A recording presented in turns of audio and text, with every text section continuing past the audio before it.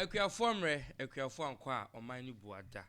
Abusua afimpinu ene adunu nsia mu 2026. Yehu sensuo na hyase ya eyi neti. Abodie mu nyansapefo am yehu se February boso minim no. Ena hyase na August hu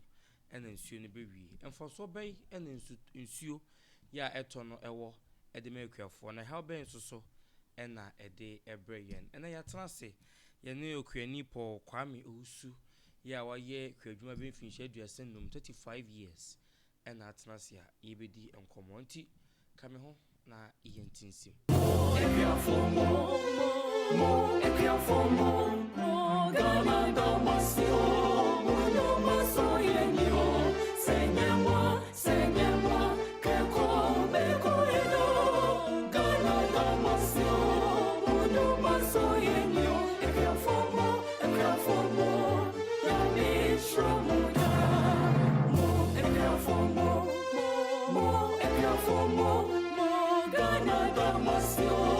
Okuani ideli ka yadamase na momodemo esemo ankwa ibuada na mo ho yede Yankopon dom me ho ye pa yo insu na hyase yi niti correct yedi ka yenhwe insu dodo eto afinim odi na yi insu dodo se na itimeto yo medase afimu nyina nsuo timito kane no in fact me do kwa chire kakra okay na nsuo timito mako be se oha aduonum ene aduonum mienu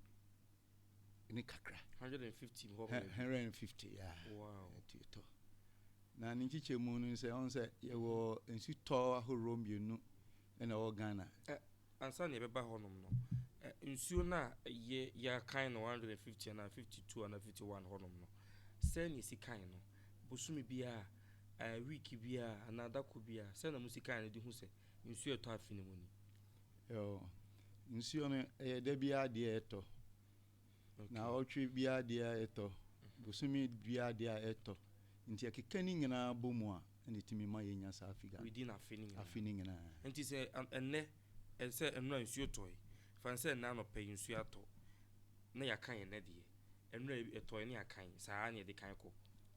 da bia nsuo beto bia ne de yakan da bia nsuo beto bia ne de kan na enne bia nsuo to anopa na anwumre nsuo asa ato ne be kan ni na ba ko na be kan ni separately ye kan ni separately atomi no nsuo ato anopa ena ato nwumre nti ye mienu ye nya mienu se to anopa no ena anto bio anka ye ba ko nti fefe na ne to anopa to awia to nwumre no anebu a within a day timi to te be 9 ye be kan ni na separately ye kan ni na separately nti na Asante kasem ne wo atonkono wo fefe na eto na atonkono wo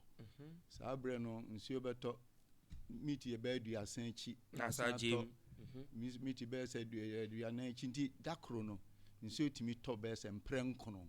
tini ya tu ni din se atonkono wo chi se timi bro nkono kra nanso mpanimfo nyansan mu no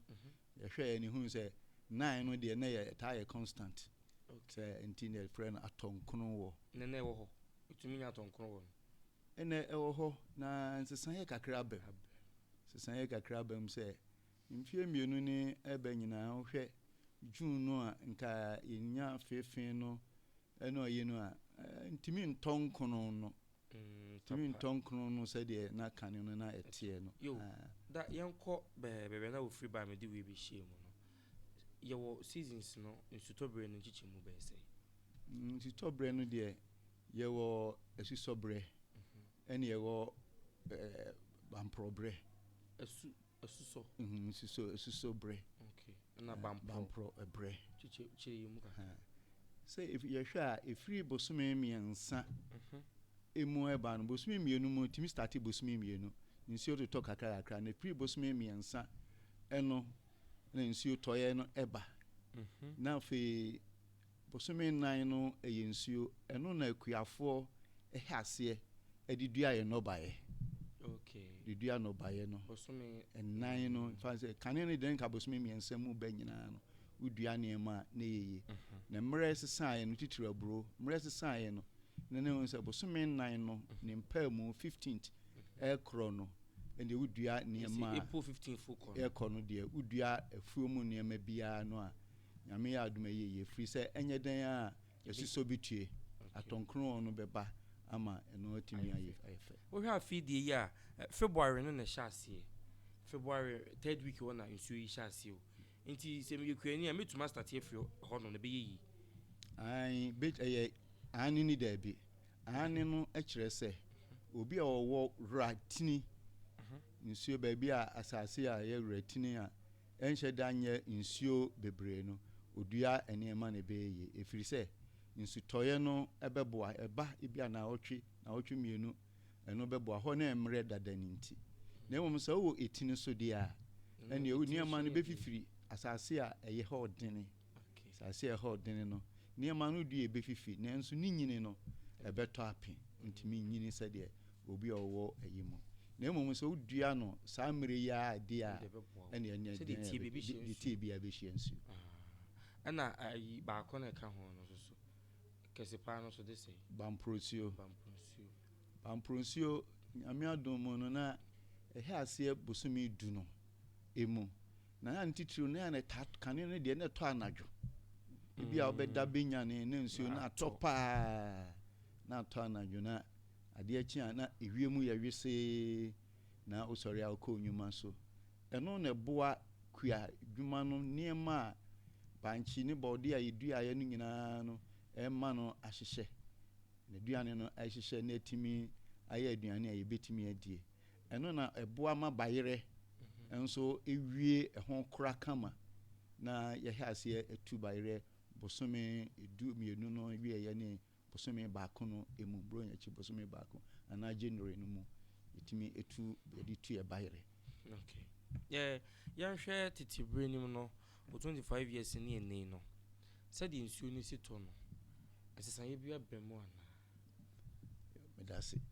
enzisan kese pa aba eja ene na mafo ni abefofo se free bibi climate change ewie mo bo ade bobre no niema na sesa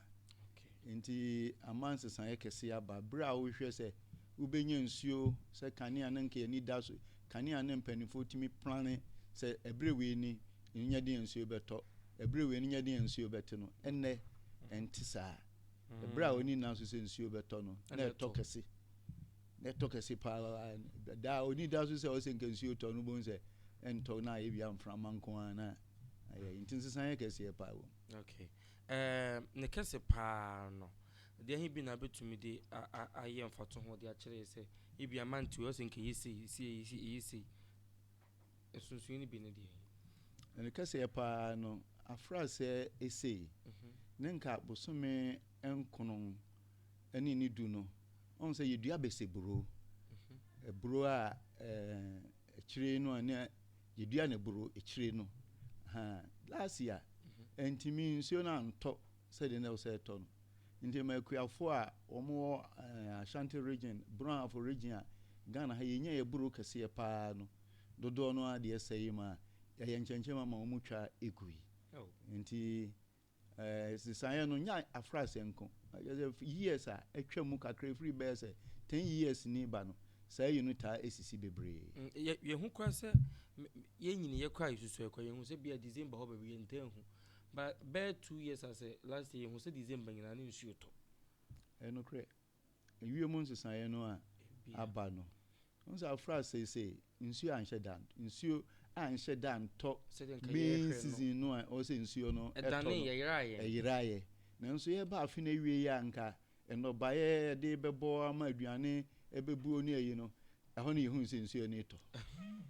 nsuo ni to bebre nti ene na ato mu ama abesi epo ikra ye omu on se this year has ye nyina nsuo ato busumi bia ni ho a nsuo nto ebese nan anase num itebeboa ebeboa this year na isi kono ni nyina no ebeboa efisa nya dan ara ekuafo ni bi smart so obi o ha otimi steady hunu ena obi nso o ha ye mu binum use irrigation ye ni ano water pumping machines de ye adwuma no ma itimi be hia nsuo no beto agum na eno itimi eboa no na bi nso a emoa sɛ nsuo no bi a wonim sɛ saa bere nsuo ɛntɔ nti wo nsuo ho a nsuo kɛseɛ ɛno ɛnyiri but nsuo no sɛdeɛ antɔ ne bere mu na ɛtɔ no ɛbɛma nsuo kɛseɛ na ɛyiri nti akuafoɔ fa ya na ɔmo mfuo wɔ nsuo kɛseɛ ho na ɛhu ɛyiri sɛ nneɛma no bebree afei sɛ wohwɛ ase sɛ mɛkobo ayɛ den paa na do akwa de yɛntɔ manyado abɔ ayɛ den adi ntira akuafoɔ a ɔmo ayɛ adwuma saa nneɛma no yɛdua no November ne December na nka bɛduru saa mmere na ɛwɔ hɔ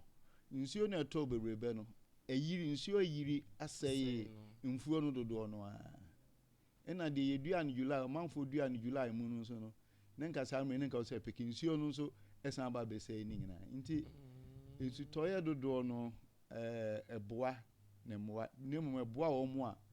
wɔn wɔ ɛsoro asase ɛwɔ soro no na wɔn a yɛwɔ lowland ne deɛ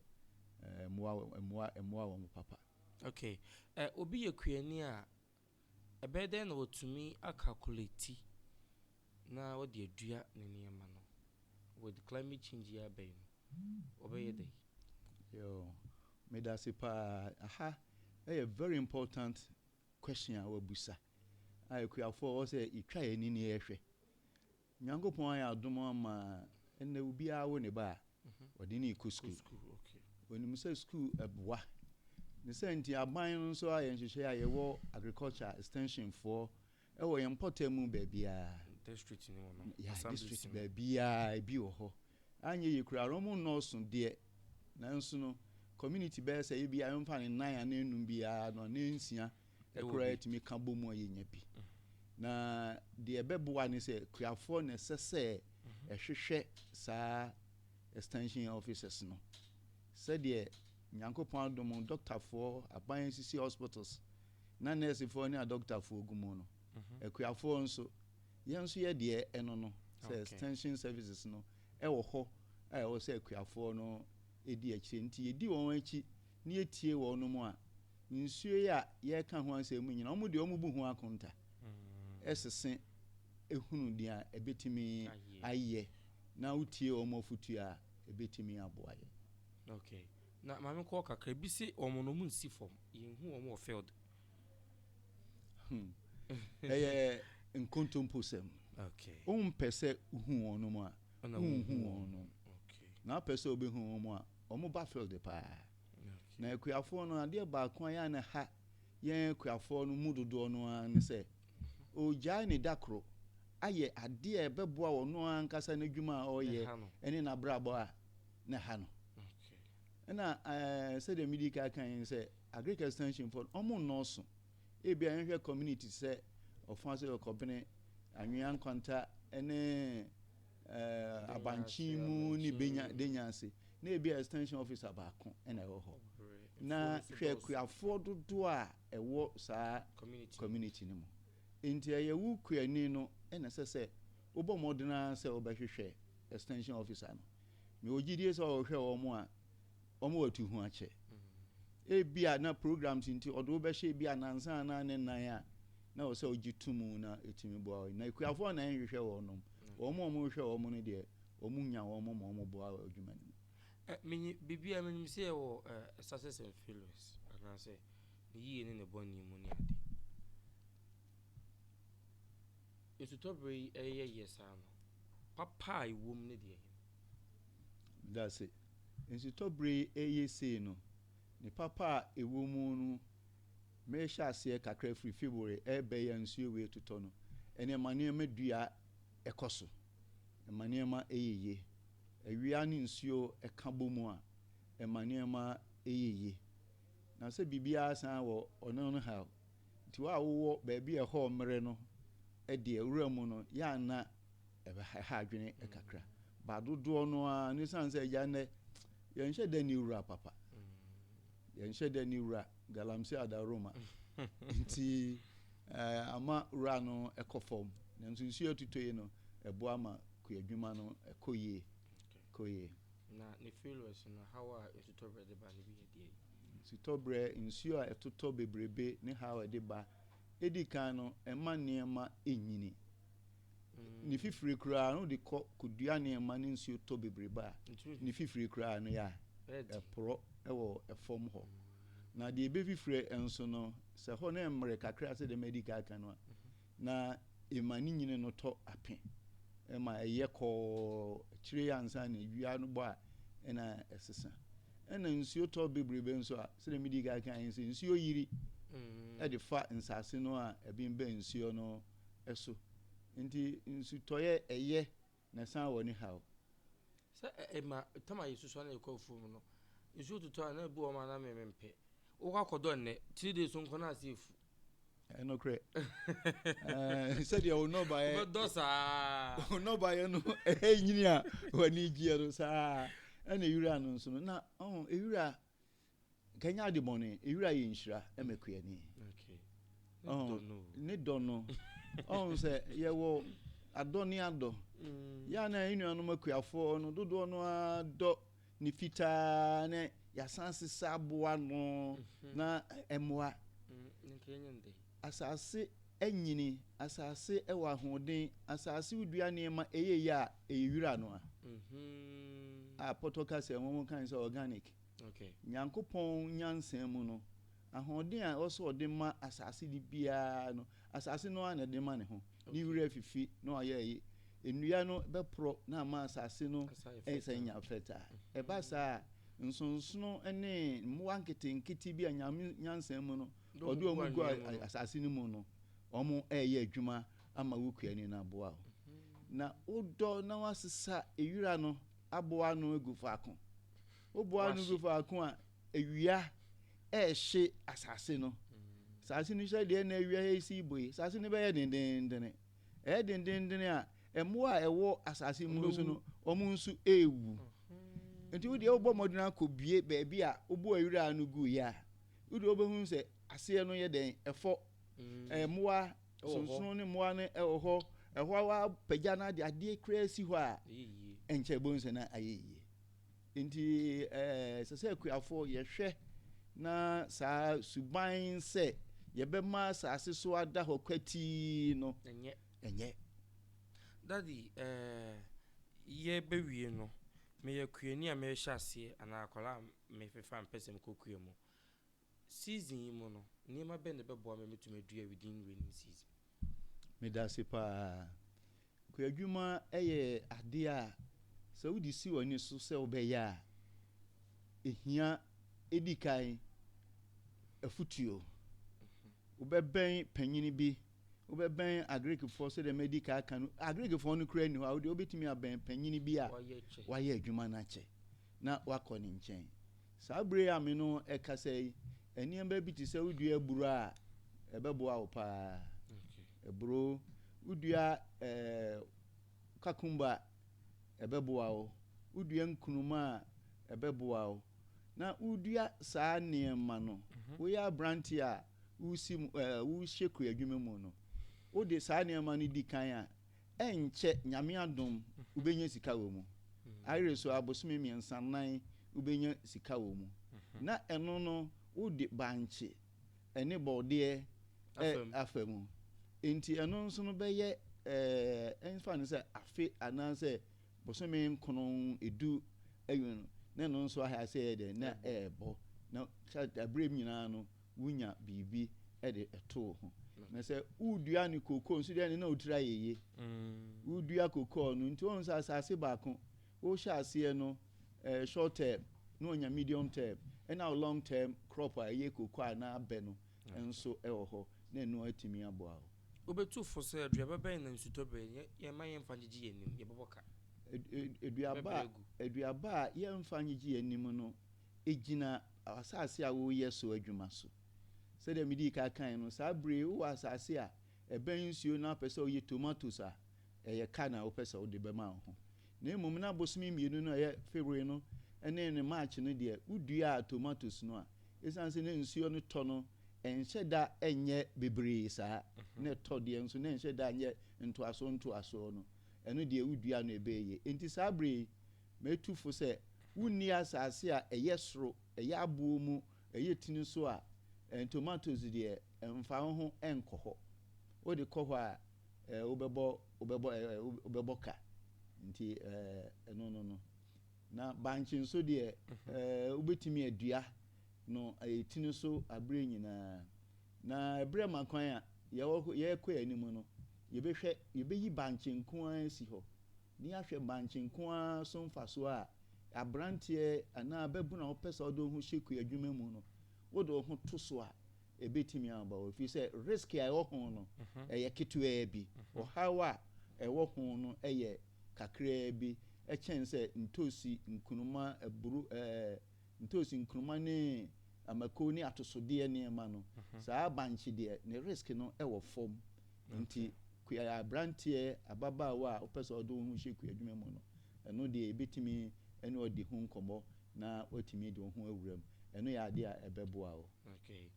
Going forward now, say ni hu Ghana kuya tetene ne sabri no. We will future kuya yenim. You see I say asete koko so and I be fertilizer boy then we say. Say going forward say ni si hu Ghana kuya. Debim. Asɛm a wo kan awre ho se. Hwɛ sɛ ɔman a Nyankopɔn ɛyɛ adom. Yɛ wɔ kwaye. Okay. Enyini kwaye akɛseɛ yɛ wɔ mfimfini nsase te sɛ techima no mo eba transitional no ɛna afei nso kura yɛ san wɔ wura nom ne enema hwɛ ayɛ hu sɛ ɛna Ghana pacho Cote d'Ivoire ɛpɛ ntos ano ko bi mu kɔ yɛ kokunkum ansa asɛm we no kura ne mu ni awɛ hu sɛ ɛtɔ so bi o galamsey galamsey idea ayɛ Ghana no sɛ nyame amoa yɛn amya ansesa emfiri ho a Ghana mfie kakra ɛwɔ yɛ nim no ahokyerɛ bɛba pa ku adwuma ɛbɛsɛe ye koko ye tugu ɛsɛe ensase a yɛde yɛ afuo de yɛ nneɛma ɛbɛyɛ no ne nyinaa yɛyɛ no galamsey enipa ɔmo ahoden mabuna yɛ ahoden a yɛbɛtimi de ho ahyɛ ku adwuma mu amaku adwuma akɔso no ɔmo nyinaa yɛ galamsey enti sɛ okoku adwuma mu na onam afu kwan so a nipa ohu ɔmo yɛ ɛma mesiriwa mfie aduanan aduonum aduosianom mɛma mpanimfoɔ aduanan no mako na ɛwɔ mu aduonum ne aduosianom mu ɛna ohu wɔnom enti wobɛhu sɛ emre ɛkɔ anim no ɛbɛyɛ kakra na ku adwuma ɛdin nnɛ wo pɛ baade ni akɔfuo mu a kane de upie ya ubihye nipa na kasa obedi wachi enne befa bebosome now yeah obo pesika ntem yeah me di bi di kakra twato me yekua ni bosome ne na me ba ha ene obekasa ayese me kɔ ba bi kakra no mabe na ɔsi no bosome ni nipa menya nipa ogie mano ho ba me di gya no wa anya hu adwuma eba be sisi na me do kase den wa hwɛ sɛ de wo so nyina apro kwa nti ku adwuma no yɛkɔ anim no enya hanko na nyame yɛ adom sɛ so me kan sɛ yɛ wɔ transitional areas ho ɛhɔ no de yɛtimi de mfidie yɛ adwuma tractor enum ne combine harvesters no mu a techima mfon de yɛ adwuma ɛno na ɛboa Ghana ekura Ghana ma ekom entimi emma kese ha bisa ɔno de tractor no ne samfidie no nso ndi no ɛboa kakra ɛboa kakra nti de meka wɔ hɔ ne sɛ haban no na wɔ sɛ ɔboa ku adwuma betima yɛ successful pa ne mre a one ehia sika ɛna ehia aban no moa sɛ de bɛyɛ a ku adwuma no betimi ayɛ yi na de ba ko a maku adwuma ɛyɛ areho a Ghana ku adwuma ebu abamu yɛ post harvest losses ku adwuma no ku ani no ne kakra wɔwɔ betimi nim sɛ ku afo bi gye mosia wɔ banks mu ɛde yɛ adwuma ɔbɛyɛ nneɛma no bɛwie no nneɛma no wɔse na ebu nneɛma no wɔ hɔ yenya atɔfo ntɔ ɛma no a wɔn wɔ dwom no ɛwɔ mu sɛ wɔn boa yɛn nso wɔn kuma kuafo wɔde bɛkɔ ɔba bɛfa nneɛma no wie nti nneɛma no ɔbɛtie wie no na sɛ wɔde sika bɛyɛ sɛ 10,000 Ghana cedis na hyɛ mu a ebi a rubenya no bɛsɛ 8,000 6,000 wabɔka ɛno betumi apushi na mana kɔ bio entimi pushi no nkɔ enti sɛ nkɛyɛ wɔ nneɛma a mfidi a yɛde bɛyɛ saa nneɛma na already market wɔ hɔ woyɛ ya na de kɔ hɔ kora de yɛsisiw kora no a wobɛhu sɛ wobɛnya biribi kakra na mmom no wobɛtumi ne nneɛma akɔdwa Kumase Boase no nneɛma no yɛkɔ stibi san de ba yɛkɔ kɔbɛn ne mpoa no ne nkuro no sɛ yɛantɔ ebi deɛ kora de ogya ne hɔ na aporo ɛwɔ ɛyi hɔ ayɛ bɔɔl amɔm akɔto akɔ nti kwadwuma ɔhaw ɛwɔ mu Ghana ehia sɛ aban twa n'ani yie ɛde hwɛ kwadwuma dade yɛda ase na ɔbrɛ awusuafo kwani Paul Kwame Owusu ɛna yɛne no atwetwe nkɔmmɔ no nti sɛdeɛ nsuo no totɔ korɔ no na adesua a yɛsua yɛbɛmu ho kwan abɛfa so a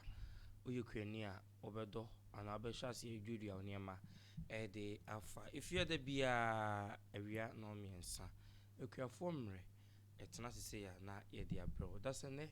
yɛbɛsen hyia ɛwɔ akuafoɔ mmerɛ dwumadie so medin gya te sɛ hwene kwaku ɛma momo ɛne hwɛ a ɛnya ado yakra mo